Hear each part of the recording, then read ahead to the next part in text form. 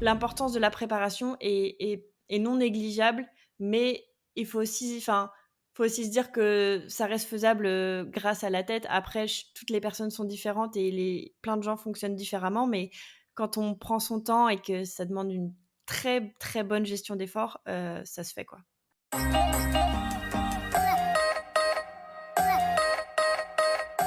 Bonjour, je suis Alexandre et bienvenue dans le podcast Les Joies du Sport, le podcast qui vous permet de suivre une aventure avant même qu'elle ne commence. Dans ce format, des invités viendront te présenter leurs futurs projets sportifs, que ce soit une course avec dossard ou bien un projet off, et cela à 2 reprises. Mais pourquoi 2 interventions sur un même sujet ? C'est peut-être la question que tu te poses. Sache que ces 2 épisodes te permettront une immersion totale dans le projet. Lors du premier épisode, enregistré avant l'événement, ce sera l'occasion de découvrir notre invité et d'en apprendre plus sur le défi qui l'attend et comment il s'y est préparé. Nous découvrirons également comment il intègre son entraînement dans sa vie personnelle et professionnelle. Nous discuterons de ses sensations à l'approche de l'événement ainsi que ses attentes sur ce défi. Et si tu écoutes cet épisode dans les premiers jours de sa sortie, cela te permettra de suivre l'aventure en direct via les informations qui te seront données par l'invité ou via le compte Instagram du podcast, @lesjoiesdusport.podcast.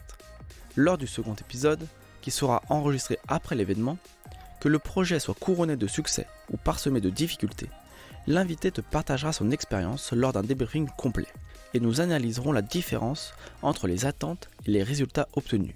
Et ce sera également l'opportunité de connaître ses futurs projets. Maintenant que tu connais le concept, je te laisse avec l'invité du jour. Aujourd'hui, je reçois Noémie Rochard.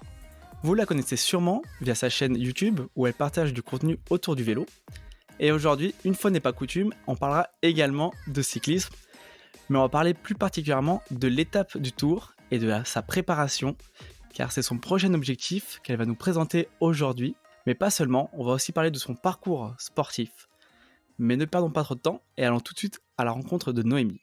Salut Noémie, comment tu vas ? Salut Alexandre, et bah, ça va très bien et toi? Eh bah écoute, parfait, on a retrouvé un petit peu de chaleur.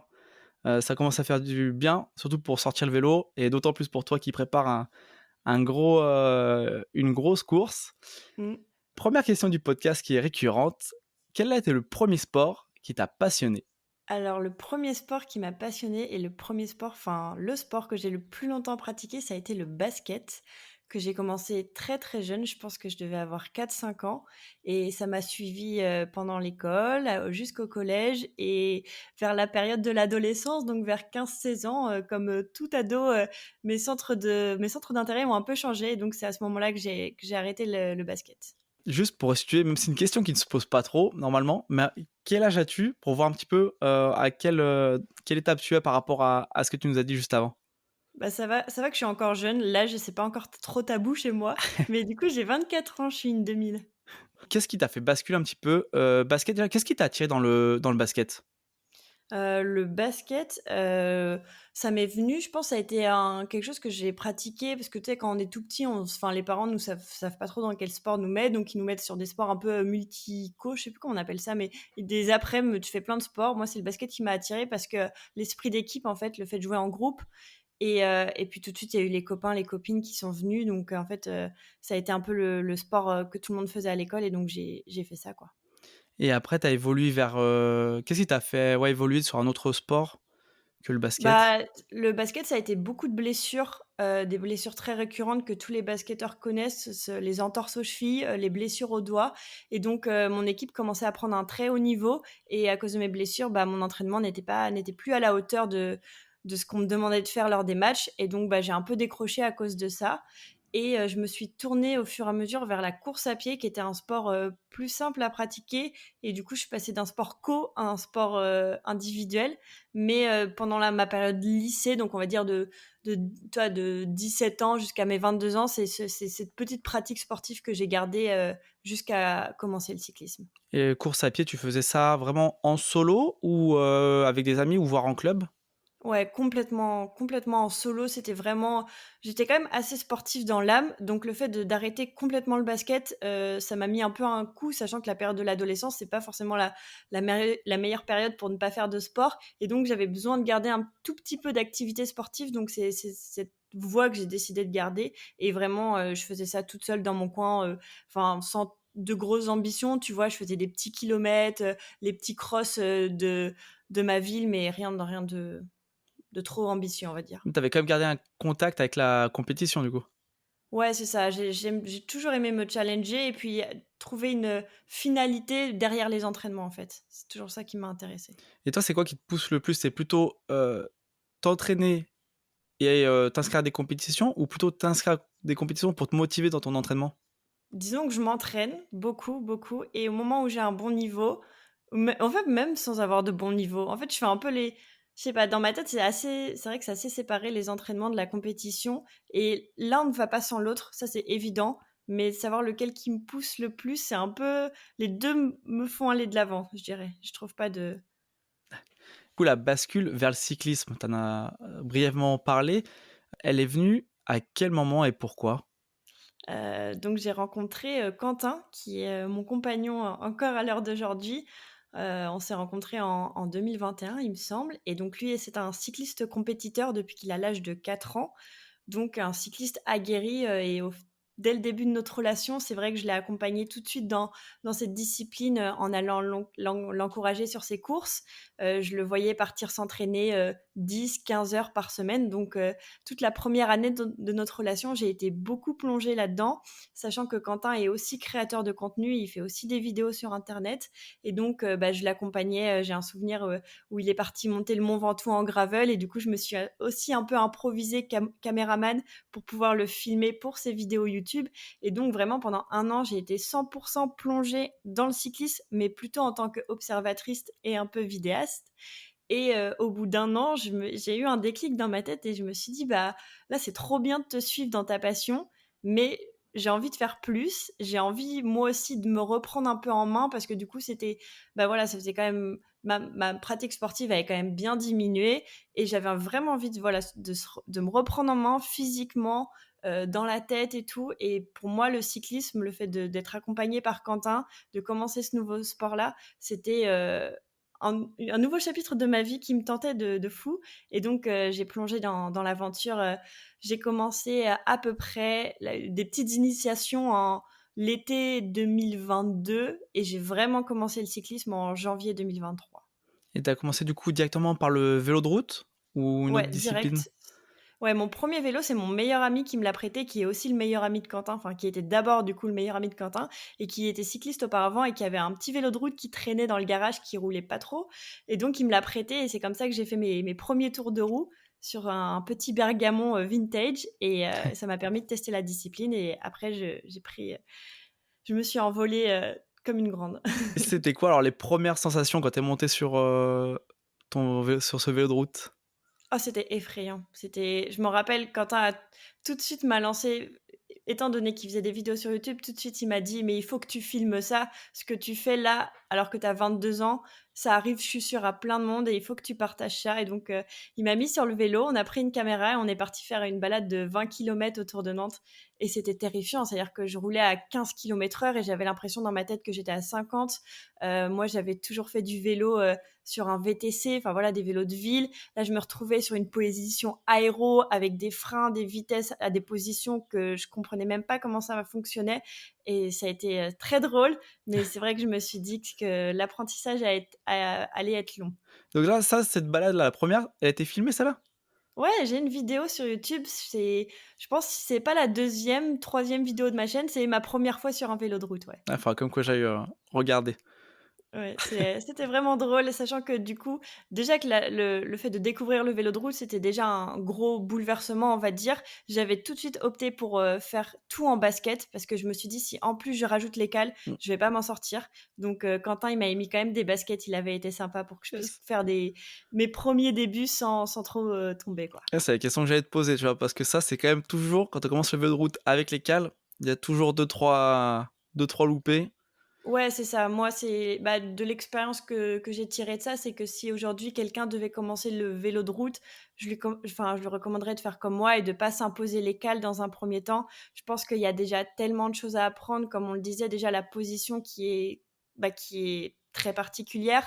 Il y a aussi, voilà, les dangers de la route, la vitesse, enfin, il y a déjà pas mal de choses à assimiler au début, que ça sert à rien d'avoir des cales au début, que des baskets, ça fait Mmh. vraiment bien l'affaire et les cales, c'est dans un second temps quand on devient vraiment à l'aise avec le vélo. Oui, et puis c'est vrai que pour un premier temps, quand on roule, c'est pas la grande différence, enfin la différence qu'on va gagner, à ce moment-là, c'est pas ce qu'on cherche. Je parle de la performance, c'est vraiment le plaisir et le Mmh. confort pour pouvoir refaire d'autres sorties à la suite. Parce que si on commence à mettre des cales, tomber, au 1er stop ou 1er feu rouge, en général, on a plus trop envie de remonter sur le vélo après.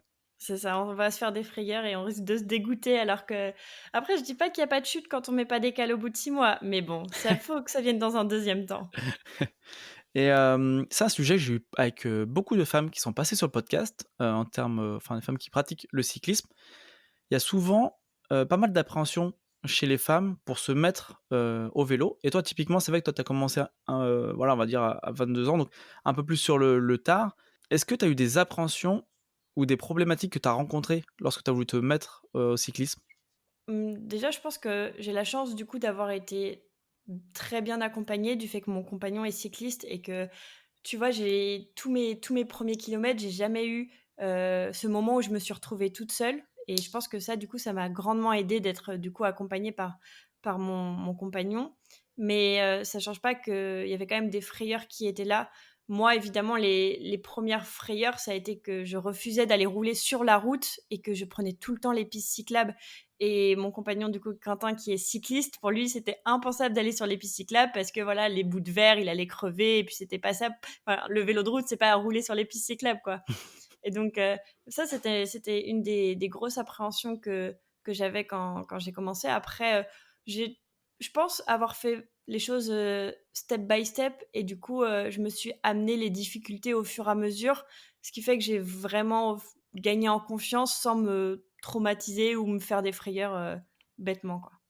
Très bien, donc si tu avais un conseil en tout cas à donner, peut-être à une femme qui écoute le podcast et qui hésite un peu à se lancer pour, bah, peut-être les mêmes raisons que toi au niveau des craintes qu'on peut avoir au tout début, qu'est-ce que tu pourrais lui conseiller?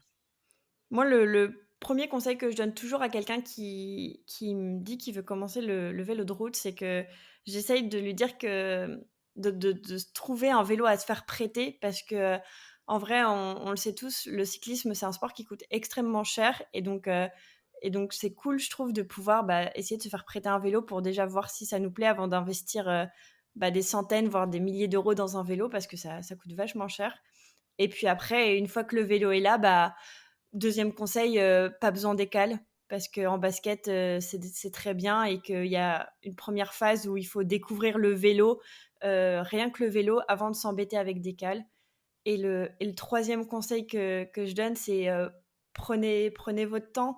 Il y a pas besoin d'aller vite, il y a pas besoin de faire des 100 kilomètres, faut toujours, prendre son temps, step by step, aller faire 10 bornes, 15 bornes, 20 bornes. Au fur et à mesure, on rajoute quelques kilomètres. On se prend pas la tête avec la moyenne et le but, c'est de découvrir et de se faire plaisir, quoi. Oui, c'est vrai que quand on commence, avec des fois, on peut être limité de façon que ce soit physiquement, en termes de distance, mais c'est vrai qu'il y a Mmh. souvent une, comment dire? Problématique ou en tout cas ou une mauvaise motivation, des fois sur la moyenne qui revient souvent, un peu liée à notamment, Strava. Mmh. C'est vrai quand on sort en vélo, faire des sorties endurance, c'est quand même bon, mais il y a toujours un peu une partie, d'ego qui veut toujours pousser des fois à aller un peu plus vite ou, voilà, aller faire les segments ou autres Mmh. et c'est vrai que c'est pas forcément toujours, nécessaire et des fois c'est bien de surtout au début, de prendre son Ouais. temps et voilà, de prendre le temps d'apprécier quand même les choses et voilà, comme tu as dit, toi, c'est vrai que tu as commencé le vélo finalement depuis assez peu de temps. Tu vas être déjà, on va parler, bientôt, mais voilà, sur l'étape du Tour, mais sachant que tu as déjà fait, une étape du Tour, l'année dernière. Mouais, je l'ai fait alors que ça faisait 6 mois que je faisais du vélo. Voilà, donc c'est vrai que c'est quand même costaud. Mais ça, c'est mon petit tempérament, un peu fou à me dire, «Je suis capable de tout, je prendrai mon temps, mais j'arriverai au bout, c'est sûr». Non, bah, ça, je le garde pour après cette question, on reviendra dessus, tout à l'heure. Au niveau de la pratique que tu as du vélo et de la chaîne YouTube, est-ce que cette chaîne YouTube, elle te motive dans ta pratique ou c'est plutôt ta pratique du vélo qui te motive à avancer ta chaîne YouTube? Là, la réponse est claire, c'est clairement la chaîne You enfin, La chaîne YouTube et la communauté que j'ai réussi à construire là en 1 an et demi, 2 ans, c'est une source de motivation, énorme pour moi. C'est-à-dire que enfin, il y a toujours ce petit raisonnement que j'ai dans ma tête où toutes les fois où j'ai voulu peut-être un peu lâcher, où j'avais mal aux jambes, où j'en pouvais plus, bah, il y a toujours une petite voix dans ma tête qui me disait: «Mais Noémie, les gens, ils sont là derrière toi, les gens, ils vont voir ce que tu as fait, les gens, ils veulent que tu ailles au bout», enfin et du coup, ça m'a toujours je pense que c'est ça ouais, ça a toujours été une énergie qui m'a donné envie de me dépasser encore un peu plus que si j'avais été toute seule, que si j'avais pas eu mes caméras sur mon vélo, bah, je pense que les choses, elles se passeraient autrement et donc, oui, clairement, enfin, les réseaux sont une grosse, grosse source de motivation. Enfin, quand je dis les réseaux, c'est tous les gens qui sont derrière, qui m'envoient des messages avant les compétitions pour m'encourager, après les compétitions pour me demander comment ça s'est passé, me féliciter, me donner des conseils et tout. Donc ça, c'est quelque chose qui est très précieux pour moi. Après, ma pratique, du cyclisme, elle a beaucoup évolué cette année. Là où j'ai été très irrégulière l'année dernière à cause de contraintes professionnelles, cette année, j'ai décidé d'un peu de changer ça et donc maintenant, j'ai aussi, le temps que je peux m'accorder où enfin, c'est toujours un équilibre un peu bizarre entre prendre le temps de s'entraîner et prendre le temps de faire des vidéos YouTube parce que, bah, ça prend énormément de temps et aujourd'hui, c'est un peu comme les entraînements et la compétition, bah, ma pratique du vélo et les vidéos YouTube, bah, ça va pas l'un sans l'autre et c'est quelque chose qui me pousse dans les 2 sens. Parfait, bah écoute, maintenant qu'on en sait un peu plus sur toi, on va pouvoir parler de l'étape du Tour. J'ai Mmh. pour habitude de lire une description, en tout cas là en l'occurrence, ce sera du parcours qui est disponible sur le site de l'étape du Tour. Et ensuite, on pourra commencer un peu à parler de ta préparation. OK. La 32e édition de l'étape du Tour de France se tiendra le 7 juillet 2024 sur le parcours de la 20e étape du Tour de France, entre Nice et le col de la Couillole, soit 138 km de route avec plus de 4600 mètres de dénivelé positif cumulé, incluant les ascensions de col de Brosse, de Turigny, de la Colmiane et de la Couillole. Préparez-vous rigoureusement pour l'édition 2024 de l'étape du Tour de France, qui promet d'être l'une des plus exigeantes parmi les 31 précédentes. Les 4600 mètres de dénivelé positif répartis sur les 138 km de parcours vous mettront à l'épreuve. Il est impératif d'être parfaitement préparé pour ce défi. Maintenant que les bases sont posées, première question, pourquoi tu t'es inscrit à nouveau sur l'étape du Tour, sachant que cette édition 2024, et par connaissance de cause, vu qu'on a parlé en off, j'ai participé, mais pas terminé la 2023, a l'air beaucoup plus coriace que celle-ci. Quelles sont tes motivations? Hem, Bah, quand j'ai terminé l'étape du Tour l'année dernière, ça a été, ouais, j'ai fini l'étape en pleurs parce que, je crois que les 1 mots que je dis, «C'était la chose la plus difficile que j'ai fait de toute ma vie».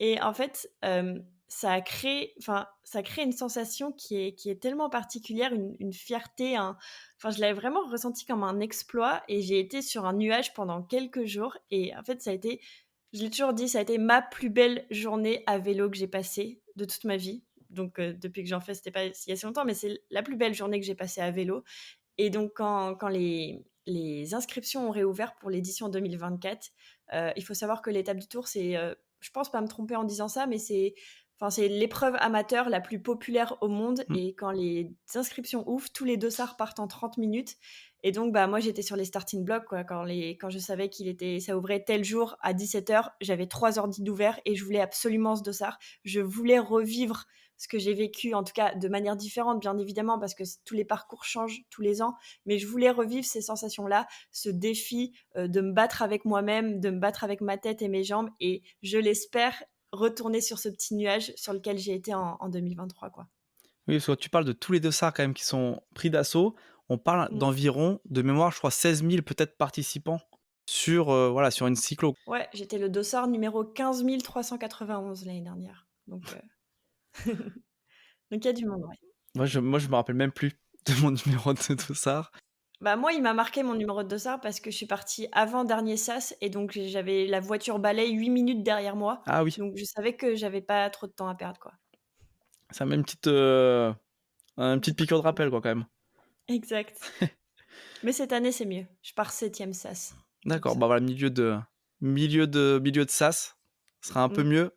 Tu partiras peut-être un peu plus tôt. Tu gagneras quelques s'il fait chaud j comme, l'an dernier, tu ouais, seras peut-être un peu moins sous la chaleur. c'est ça. L'an dernier, c'est vrai que c'était une édition, déjà, bon, comme toutes les étapes du Tour qui sont quand même, très, qui demandent beaucoup de rigueur, au niveau de la préparation. Mmh. Pour revenir sur la préparation déjà physique dans un premier temps, comment tu fais toi pour, te préparer une étape qui est montagneuse? Sachant que si je me trompe pas, là où tu t'entraînes habituellement, il y a pas des cols comme on pourrait trouver dans les Alpes. En tout cas, au moins sur Pas l'étape du vraiment. Tour. Non, on ne répertorie pas de col à Nantes et dans sa région. Dans la région Loire-Atlantique et en Pays de la Loire, c'est vrai qu'on n'est pas une région très vallonnée et donc en tout cas, l'année dernière quand je me suis inscrite, à l'étape du Tour, j'avais 6 mois de vélo dans les jambes. Je pense que j'avais à peine 2 000 kilomètres. Donc là, je me suis un peu inscrit en mode, on verra ce que ça donne et si j'arrive au bout, c'est l'exploit et si j'arrive pas, tant pis quoi, mais j'essaye et donc j'ai réussi à le faire il y a 1 an. Donc c'est vrai que cette deuxième édition auquel je participe, je veux pas l'aborder trop en confiance, mais je l'aborde assez sereinement parce que, hem, je sais que je me prépare mieux que l'année dernière, ce qui c'est évident. Je pense que je suis en bien meilleures conditions. Je sais que j'ai un mental, prêt à toute épreuve et c'est sûrement ça qui m'aidera à aller au bout. C'est ce que j'avais dit l'année dernière quand j'ai terminé, j'avais dit, «Rien dans les jambes, tout dans la tête» parce que je l'ai vraiment terminé à la tête, cette étape du Tour et donc pour cette année, je garde la même tête, mais en plus, j'ai un peu travaillé les jambes et donc quand on n'a pas de montagne dans le lieu de vie et ben, on fait sans, on va chercher des petites côtes. On Je pense que sur des sorties, tu vois, j'ai entre 400 et 800 mètres de D+ max par chez D'accord, ouais. moi, donc c'est vraiment pas Mmh. grand-chose et donc bah, quand on veut se préparer à ça et ben, on part, on change de région et on va s'entraîner ailleurs et ça a été mon cas, cette année. D'accord. Quand tu dis que tu t'entraînes ailleurs, c'est quoi? Tu fais des stages ou tu pars sur des week-ends ou sur une Là, j'ai semaine? commencé ouais, c'est ça, j'ai commencé l'année, c'était début mars, il me semble. J'ai commencé en partant une semaine en Espagne, donc dans la région de Gérone. Donc, c'est pas des cols, hors catégorie, mais ça reste une région très vallonnée et pour un début de saison, c'était idéal et donc j'ai commencé, ma préparation de l'étape du Tour, avec ce stage en Espagne, pendant une semaine où j'ai quand même, pris pas mal de D+ sur la semaine. D'accord. Tu peux nous parler un petit peu du fonctionnement d'un stage? Parce que moi, personnellement, je ne sais pas trop comment ça se passe. C'est tu passes par un organisme? Ouais, c'est ça. Moi, je suis passée par un organisme, donc là, c'était Bike Évasion, mais de toute façon, il en existe plein maintenant et donc bah, tu payes un certain montant et donc dans ce montant-là, de compris, bah, on est logé dans un hôtel. On était une vingtaine, il me semble, ce type d'hôtel en Espagne, tu vois, où tout est compris, matin, midi, soir, des chambres, il y a la piscine et tout. Bon, en mars, il faisait pas encore assez chaud pour aller à la piscine, mais enfin voilà, c'est des hôtels très sympathiques et puis tous les jours, du coup, il y a des encadrants qui sont là. Nous, on en avait 3 ou 4 et donc le programme est hyper défini tous les jours. On sait quelle sortie on va faire et donc il y a plein de thématiques qui sont abordées. En plus des sorties, on a aussi des espèces de petites conférences où du coup, il y a du partage d'expériences sur, bah, comment gérer son alimentation pendant une course, comment, faire de la bonne récupération. Enfin voilà, c'est vraiment, 7 jours où tu es vraiment plongé à fond dans le vélo. Tu es avec des gens qui sont d'horizons très différents, qui ont pas la même expérience dans le vélo, mais c'est hyper enrichissant et du coup, tu ressors de 7 jours où, bah, tu as appris plein de choses, tu as fait plein de bornes et c'est trop chouette. En tout cas, à t'entendre, le dire, tu as vécu en tout cas de bons moments, ça t'a fait de bons souvenirs. Ça fait Ouais, plaisir à entendre. clairement, clairement, c'était un très bonne préparation. Également, j'ai vu aussi, que tu as participé à des courses plus type alors peut-être que je dis des bêtises, mais plus type, FFC, Ouais, Fédération cette française année, de cyclisme. j'en ai fait qu'une pour l'instant, une course FFC. L'année dernière, pareil, j'en avais fait quelques-unes. Là, cette année, j'ai mis plus de temps à m'y mettre. Hem, j'ai pas trop la raison, peut-être l'envie, je pense, enfin voilà, le problème de la pratique d'une femme dans le milieu du cyclisme, c'est très compliqué de trouver des courses, féminines. On a souvent tendance à aller courir avec les hommes, mais quand on débute le vélo, bah, courir avec des hommes âgés de 50, 60 ans qui font du vélo depuis 20, 30 ans, bah, c'est compliqué. Il y a un écart de niveau qui est immense et donc bah, moi, j'ai décidé d'attendre de trouver une course féminine pour me lancer cette année. Mais donc, c'est pour ça que j'ai plutôt privilégié de faire des cyclosportives à la place des courses FFC cette année. D'accord. Juste pour rester encore un petit peu sur les ce type de courses, parce qu'il y avait une question qui était passée sur, Instagram, si je me trompe pas. Quelqu'un qui demandait si tu allais t'inscrire dans un club.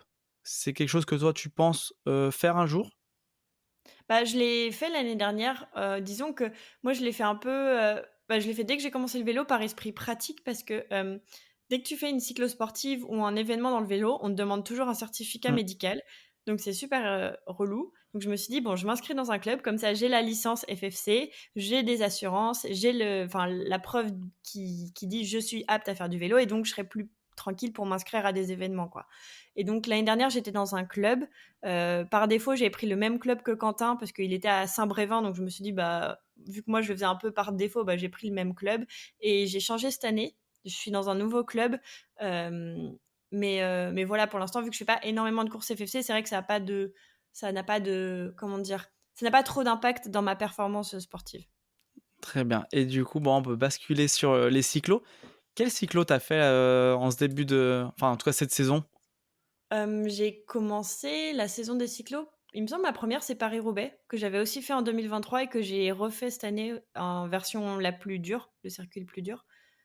C'est la première que j'ai fait, qui était très cool. Enfin, moi j'adore les pavés donc c'est c'est vrai que j'aime beaucoup Paris-Roubaix et la deuxième cyclo qui me vient en tête que j'ai fait plus récemment au mois de mai, c'était la Babybel qui est dans ma région en Pays de la Loire et qui est une cyclo où il y a pas trop d enfin, c'est pas des cols, mais c'était très vallonné. Je crois qu'on était quasiment à 2000 de dénivelé, donc pareil, c'était une très bonne prépa pour l'étape du Tour. Niveau sensation ou même, data, tu as senti une amélioration là par rapport à bon, même si c'est pas tout à fait le même profil, mais par rapport à ce que tu avais eu à l'étape du Tour, 2023? Bah, ma gestion de comment je gère, l'étape du Tour et de comment je gère les autres cyclos, enfin, c'est vraiment très différent. C'est-à-dire que des cyclos comme la Babybel que j'ai fait au mois de mai, l'objectif, c'était partir à bloc pendant 115 bornes parce que, je voulais vraiment jouer la course, je voulais aller chercher un classement dans ma catégorie. Donc il y avait une vraie, ambition de performer, alors que l'étape du Tour, je sais la difficulté que ça représente et donc la gestion de course n'est pas la même. Je peux même pas appeler ça une gestion de course, on va dire, la gestion d'effort n'est pas du tout la même et donc l'objectif de l'étape du Tour, c'est pas d'aller vite, mais c'est d'aller au bout. Très bien, oui. Je vois tout à fait de comment tu voilà, je vois très bien de quoi tu parles. Mmh. Effectivement, parce que c'est vrai que le problème de l'étape du Tour, c'est vrai que le fait qu'il y ait 4 gros cols, l'un des plus gros dangers serait presque, et finalement par rapport à la confiance que tu as acquis, ce serait de partir, peut-être trop vite Mmh. et ça, c'est une erreur que voilà qui est quand Que même, j'ai surtout pas envie de souvent faire, ouais. Mmh. c'est Bah, c'est beaucoup de personnes la souvent font.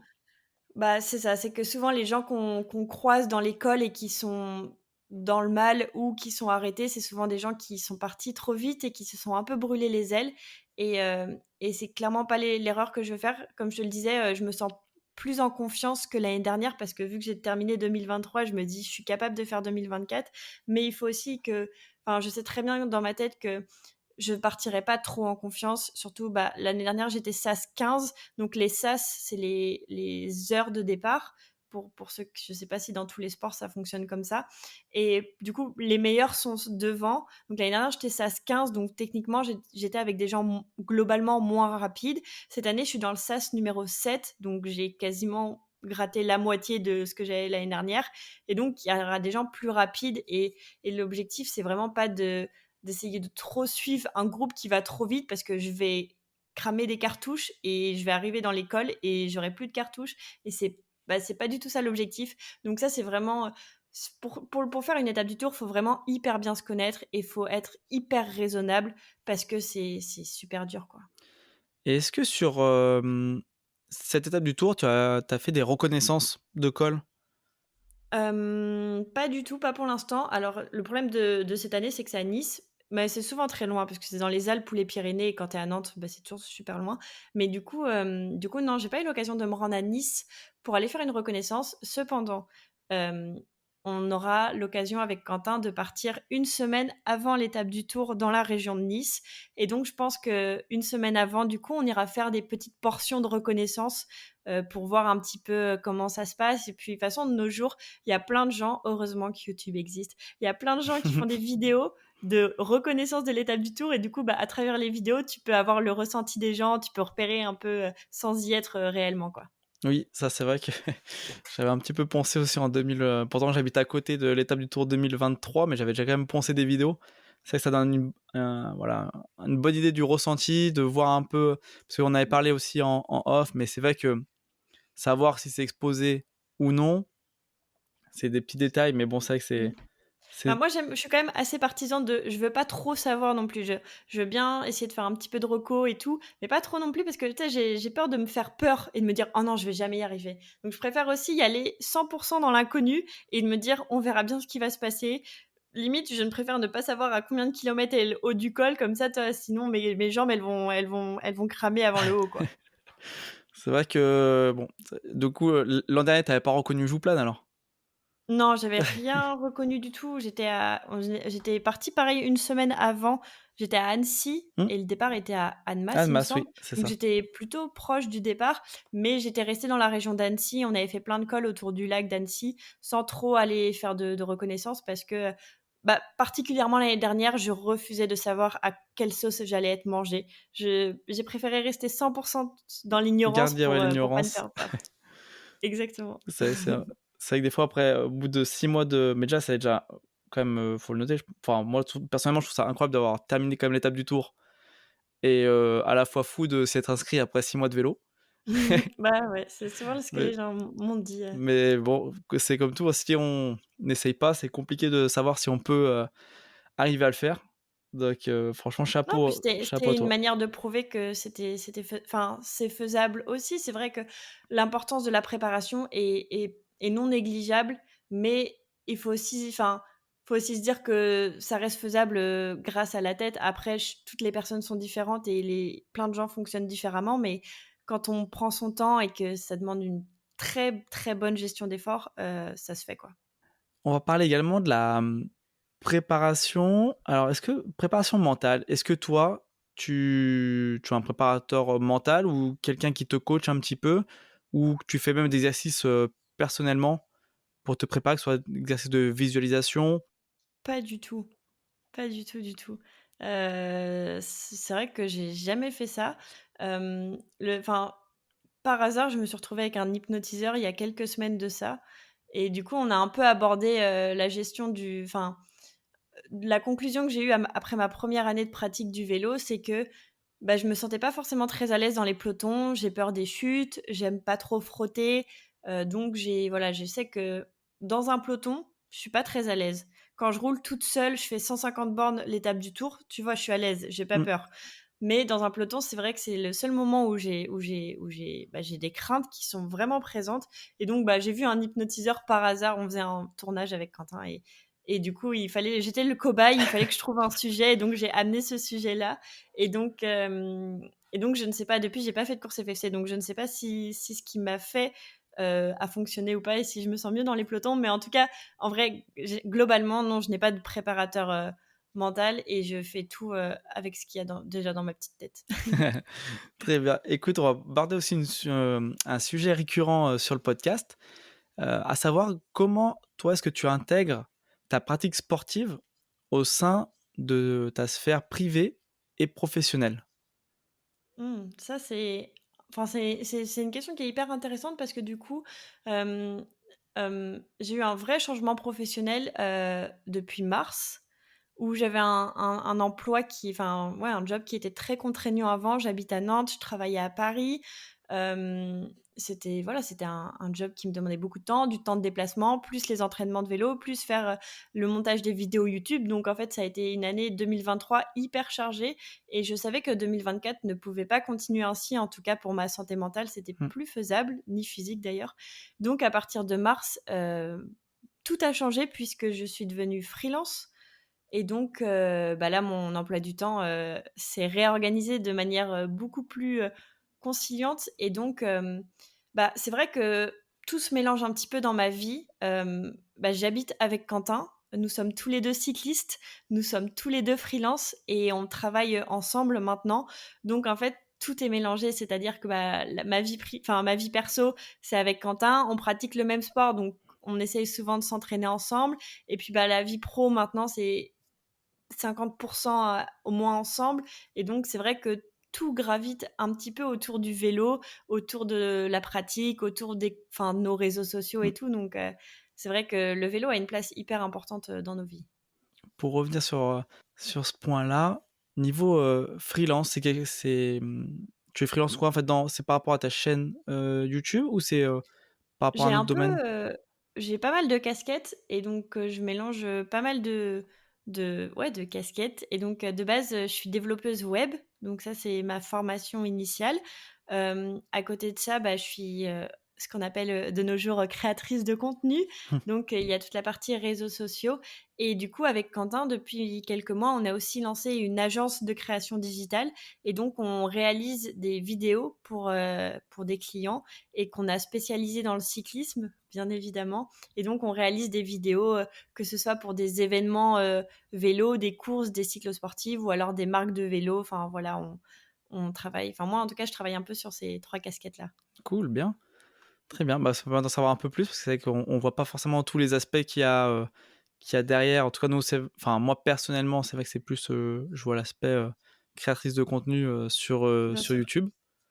C'est ce que tous les gens pensent qu'on fait du vélo toute la journée, mais non. On arrive à trouver du temps pour faire d'autres choses aussi. C'est vrai que déjà, bon, c'est vrai qu'entre pratiquer déjà le vélo et monter les vidéos pour YouTube, déjà ça prend, comme tu as dit, un certain temps. Donc faire Beaucoup de encore temps, ouais. autre chose à côté, c'est remarquable et c'est vrai que voilà, tout gravite. Donc c'est vrai que je pense que tu dis que tout se mélange, mais j'ai l'impression que c'est plutôt que tout, s'entremêle. Enfin, que ça a une belle osmose. Oui, on a réussi à quand même en fait, on a des énergies qui sont, hyper importantes et qui matchent bien ensemble et finalement, tu vois, le fait de quand il y en a un qui est pas trop motivé à s'entraîner, de pouvoir partir l'autre s'entraîner, bah, c'est une nouvelle source de motivation. Quand parfois on a des commentaires pas toujours hyper agréables sur nos vidéos YouTube et bah, finalement l'autre est hyper, apte à comprendre ce qui se passe donc tu vois, il y a une enfin voilà, en fait, c'est une synergie qui marche bien et ça se mélange mais de manière, positive. Très bien. Juste à aborder le sujet, c'est juste une question plus moi parce que en fait, j'ai découvert des trucs que moi j'avais pas connaissance.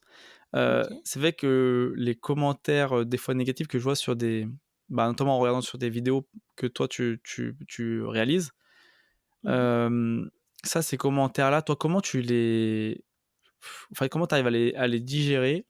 Et et puis ouais, il y a des commentaires de façon de base qui pour moi personnellement n'ont pas lieu d'être, soit par rapport surtout, tout ce qui touche à la pratique, juste le fait que ce soit une question de performance ou ça, je ne comprends pas trop.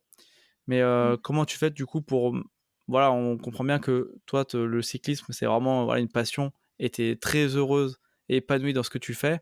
Quand il y a des gens qui viennent de nulle part et qui te parlent de toi alors qu'ils ne te connaissent pas.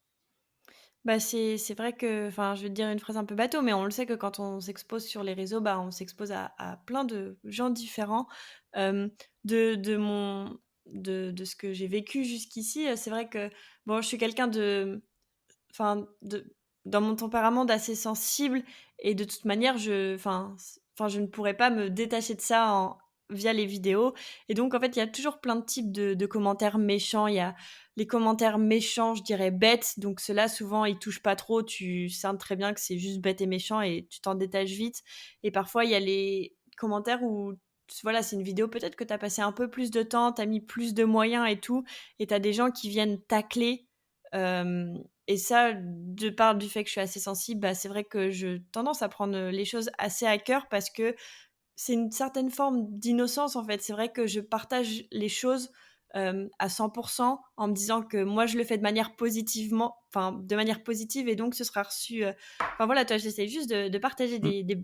des bonnes énergies, des bons moments, enfin même les mauvais moments, mais toujours avec le sourire, toujours en relativisant, toujours en disant: «Bon, bah, voilà, on apprend, en fait, ensemble. Moi, j'apprends et j'apprends aussi grâce à vous» et parfois, voilà, il y a des commentaires méchants qui font mal, mais voilà, comme je te le disais, il y a Quentin qui est toujours là pour, me remonter un petit peu, sur ma chaise et me dire: «C'est pas grave, regarde, c'est 1 de négatif C'est pour 99 de positif», donc faut vraiment réussir à se détacher.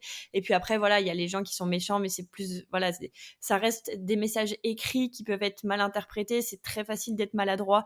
Donc en fait, voilà, enfin, faut toujours réussir à prendre du recul, même si c'est difficile. Mais je me le dis en me disant que ça va m'aider à l'intégrer dans ma tête.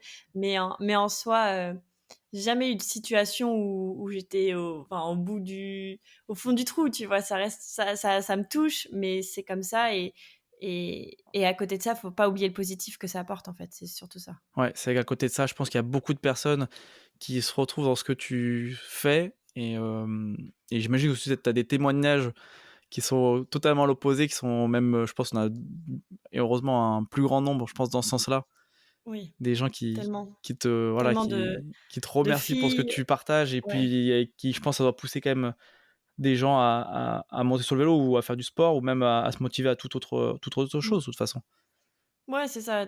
Plein de témoignages de f surtout ceux qui me marquent le plus, ce sont surtout ceux des filles parce que enfin, elles se reconnaissent à travers moi et moi je me reconnais à travers elles.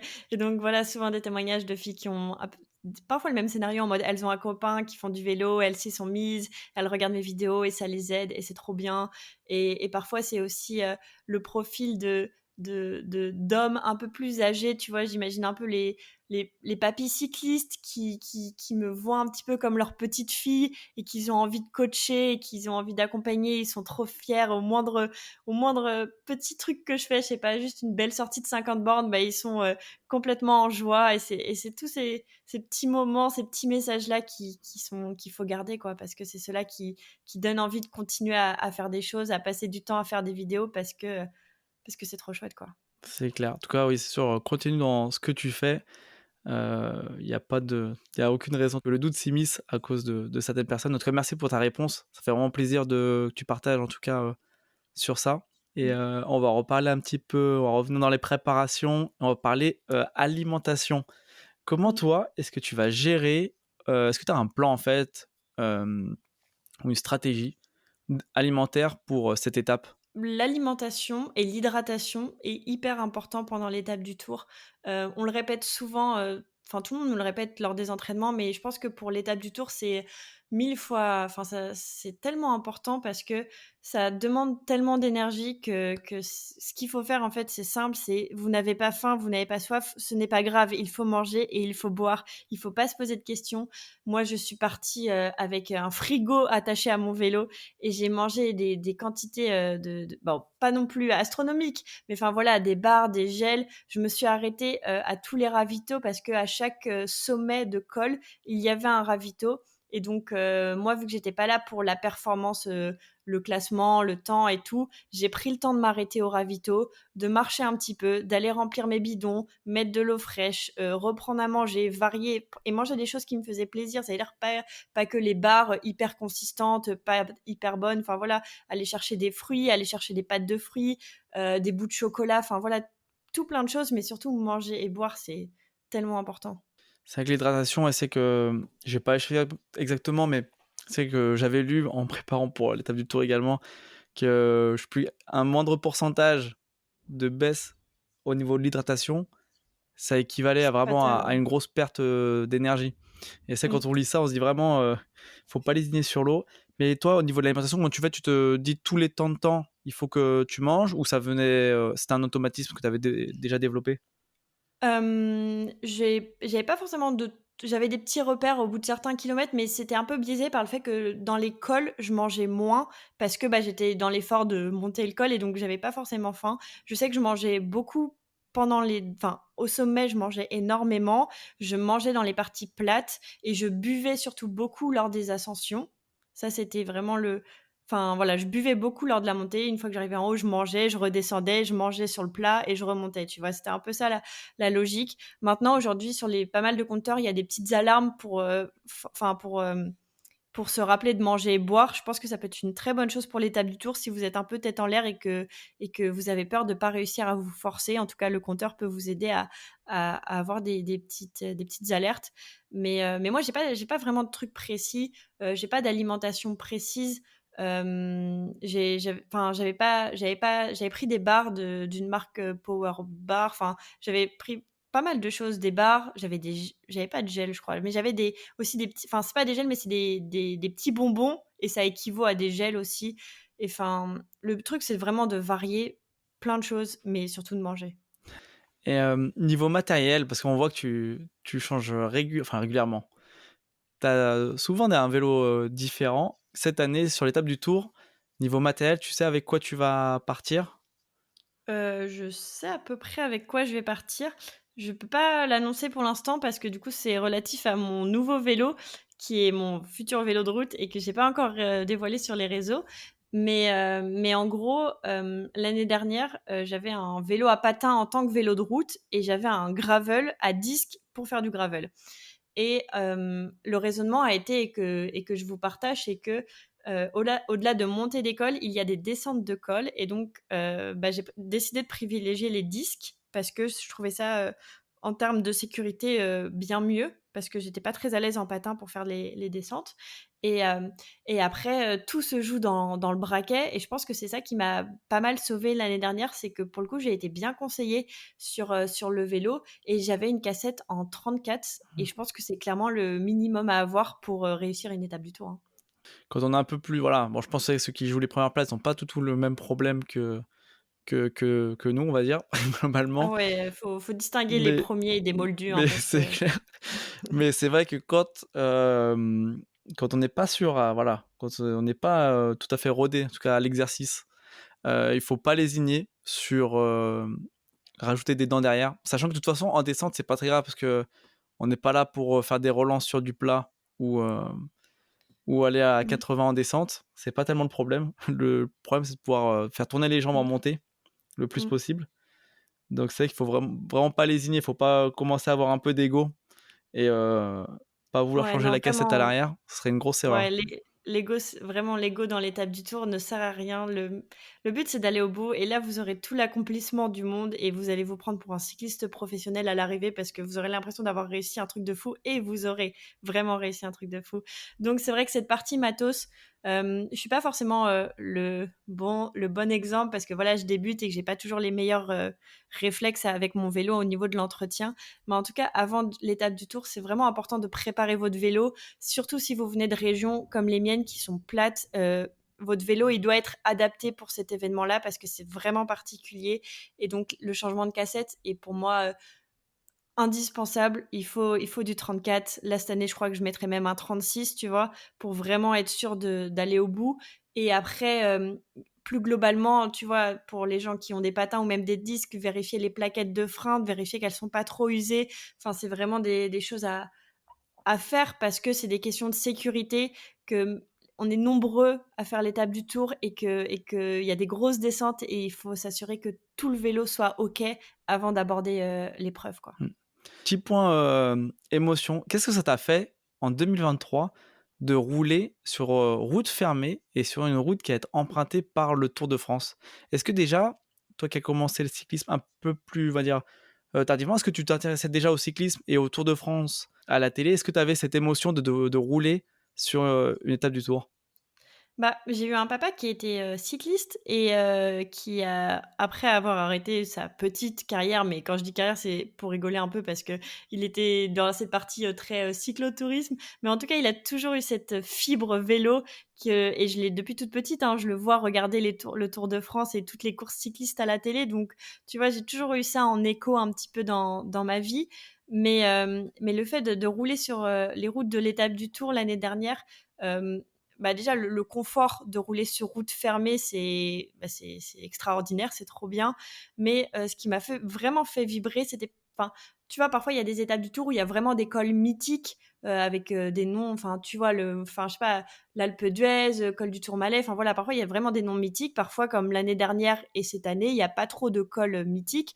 Mais en fait, ce qui te fait vraiment vibrer, c'est tous ces gens sur les bords des Mmh. routes, comme si tu étais professionnel. Moi, c'est vraiment ça qui m'a émue tout le long parce que vu qu'on est à une semaine avant le passage des pros, souvent il y a beaucoup de camping-caristes qui sont déjà là pour prendre les meilleurs spots et puis il y a beaucoup de familles qui viennent voir, encourager les gens qui font l'étape du Tour. Donc ce qui fait qu'il y a vraiment énormément de monde sur les bords de la route, sur les bords de route, et je trouvais que c'était une sensation extraordinaire parce que, quand tu peux plus, c'est un peu comme quand j'ai la motivation des vidéos avec les caméras. Là, en fait, il y a des gens vraiment dans la vie qui sont là en train d'encourager, de t'arroser parce que tu es en train de mourir de chaud dans les ascensions, et c'est la meilleure des sensations, je pense, de voir ces gens-là te crier dessus comme si tu étais leur proche, alors que on se croise pendant 10 secondes et eux, ils sont là, ils donnent de l'eau, ils t'hydratent, ils t'arrosent, ils sont prêts à te pousser s'il faut, mais ils sont là, quoi.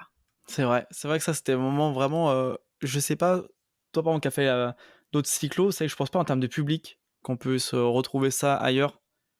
Non, clairement, il y a Paris-Roubaix, il y a quelques secteurs, où il y a du monde, mais l'étape du Tour, ça reste une bulle. Je trouve que c'est vraiment une bulle dans laquelle tu te plonges.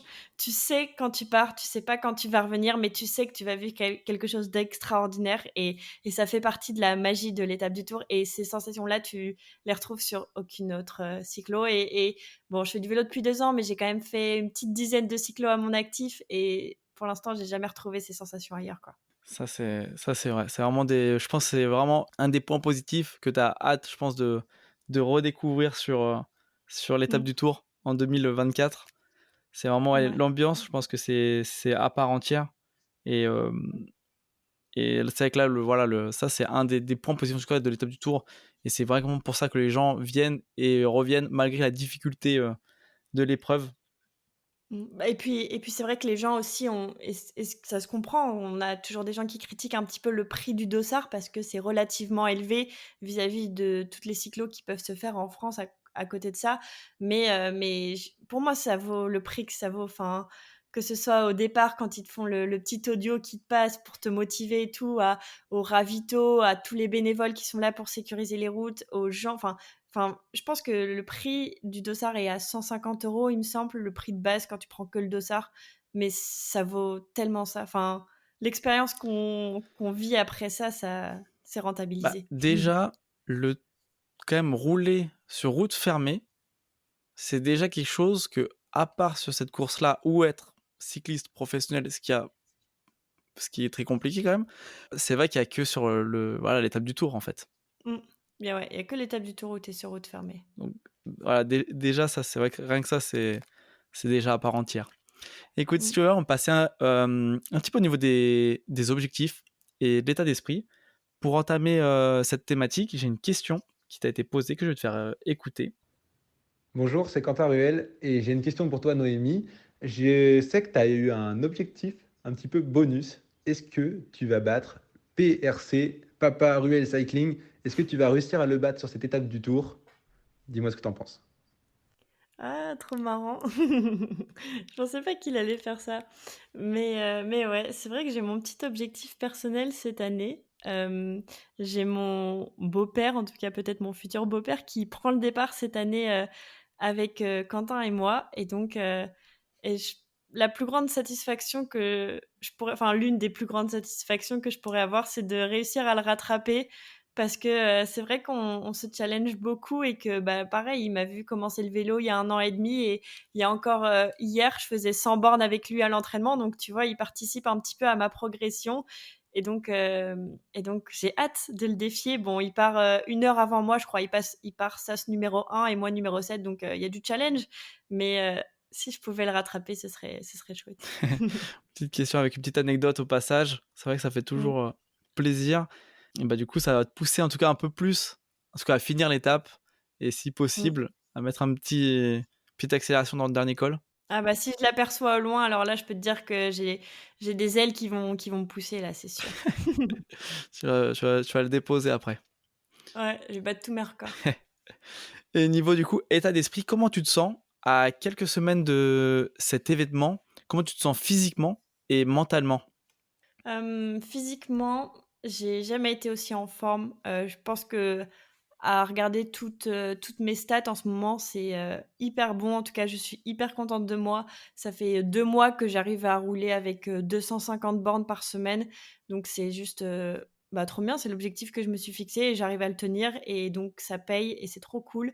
Donc, physiquement, je sais que ce qui va me faire défaut, enfin, à Nantes, je me débrouille bien sur le plat, tu vois? Dès qu'il y a des petites côtes, 3-4 je commence à galérer. Donc je sais que, voilà, dans l'école, je suis pas encore parfaite, mais je travaille les jambes, je travaille les watts pour être là le jour J.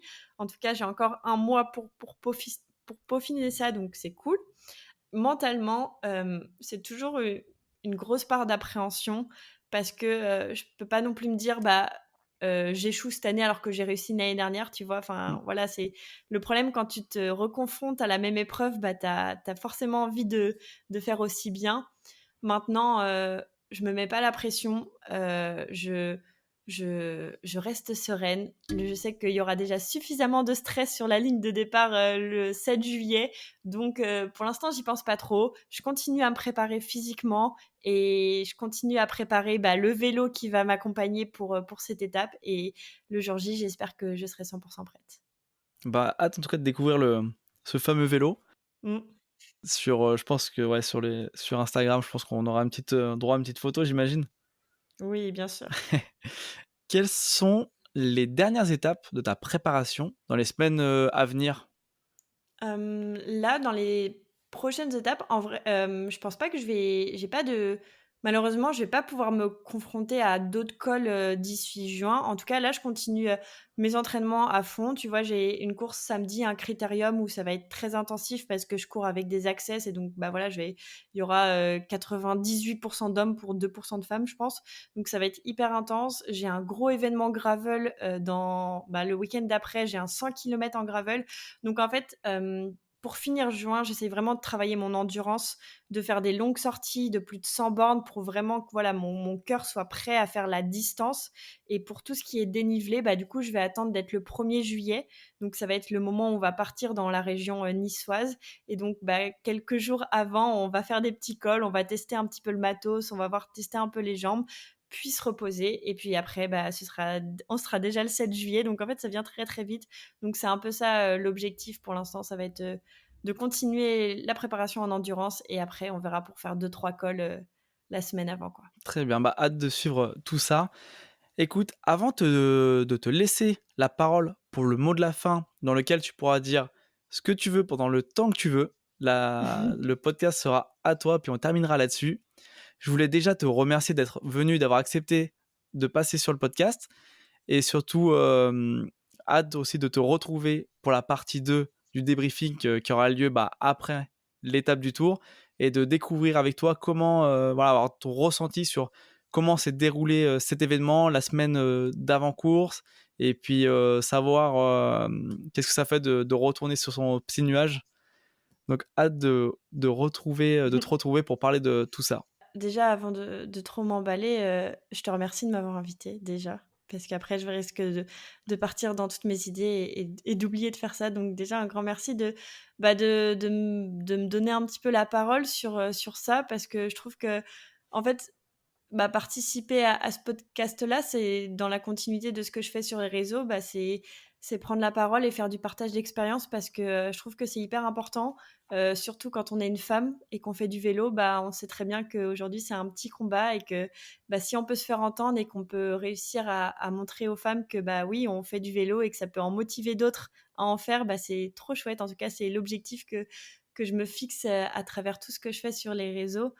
Maintenant, si j'avais, un mot de fin, plusieurs phrases même plutôt qu'un mot, mais en fait, c'est en tout cas ce que je vis à travers l'étape du Tour, beaucoup de sportifs préparent des choses pour la performance, pour le résultat, parce qu'ils espèrent gagner la cyclo-sportive, parce qu'ils espèrent faire un top 100, un top 1000, mais il y a une autre partie de la discipline qui est juste, le challenge envers soi-même et c'est complètement ce que j'essaye de retrouver, à travers l'étape du Tour. C'est vraiment, même si on est 16 000 au départ, au final, sur mon vélo, bah, il y a que moi et c'est vraiment ce challenge, moi versus moi, que je trouve hyper intéressant et qui fait que j'ai très hâte d'être, le 7 juillet parce que, bah, c'est le dépassement de soi que je trouve tellement bénéfique en fait, je sais que c'est dur, je sais que je vais avoir mal aux jambes, je sais que je vais avoir soif, je sais qu'il y a des moments où j'aurai envie de poser pied à terre et que j'aurai envie d'abandonner, mais au final, j'irai au bout parce que j'ai trop envie d'être fière de moi et d'accomplir, parce que c'est vraiment de l'accomplissement de finir l'étape du Tour. 138 kilomètres avec 4 600 de dénivelé, c'est monstrueux. Et donc, si j'avais un mot à dire aux gens, c'est oser vous lancer des challenges, et que finalement, pas qu'on s'en fiche de la préparation, parce qu'il y a des points qui sont quand même importants comme le matos et tout, mais écoutez pas les gens qui vous disent qu'il faut des mois ou des années de préparation pour faire telle ou telle chose, parce que quand j'ai annoncé aux gens que je faisais l'étape du Tour avec 6 mois de vélo, on me disait mais t'es complètement folle, moi ça fait 5 ans que je me prépare pour ça et j'ose toujours pas m'inscrire.